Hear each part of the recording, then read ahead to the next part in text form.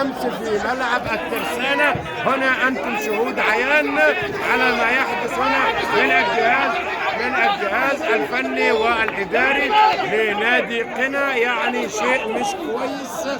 يعني ما يحدث الآن هو أمام حضراتكم، ده الجهاز الفني والإداري لنادي قنا ونزولا إلى ملعب اللقاء، يعني ومحاولة كده للاعتداء على حكم اللقاء عمرو العطار، ولكن نزول محمد رفض نزول الكبار. يعني عاوز اقول لك ادي احمد عبد الكريم كده بيحاولوا يحجزوه.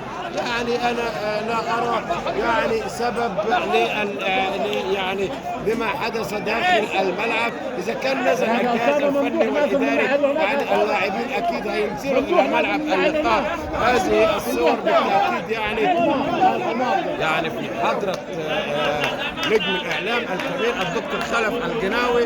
يعني هتتصدر برنامج الهرم الرياضي هذه المشاهد بالتاكيد، يعني مع الاعلامي الكبير المتواجد جنبينا هنا، وهتشوفوها على قنوات اليوتيوب الحصريه مع المهندس إباشي. ايضا لقطات حصريه هتشوفوها كلها متواجده، وايضا مع برنامج الاستاذ عبد الناصر زيدان ايضا هتشوفوا هذه اللقطات الحصريه المتواجده هنا في ملعب اللقاء.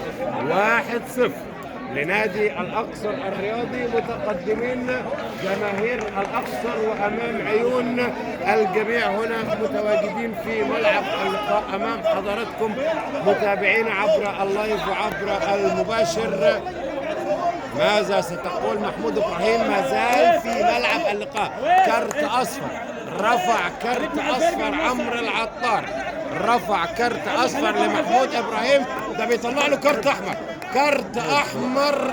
كارت أحمر لمحمود إبراهيم، كارت أحمر لمحمود إبراهيم مدير فني نادي يعني قنا الرياضي بيحصل على كارت أحمر. هيغادر، هيجي جنبينا هنا في المدرج، هيجي جنبينا هنا في المدرج محمود إبراهيم. يعني كارت احمر اكيد هيغادر. يعني اللقطات الحصريه امام حضراتكم هنا، يعني النزول الى ملعب اللقاء. ادي محمود ابراهيم، كابتن رافت حلفاوي معاهم متواجد معاهم. هيغادر يعني محمود ابراهيم ملعب اللقاء. هنشوف بس مين اللي معاه كده. ما زالت يعني الامور تحت كده. محمود ابراهيم ما زال متواجد على الخط. كارت لعب كريم، وفي كارت ايضا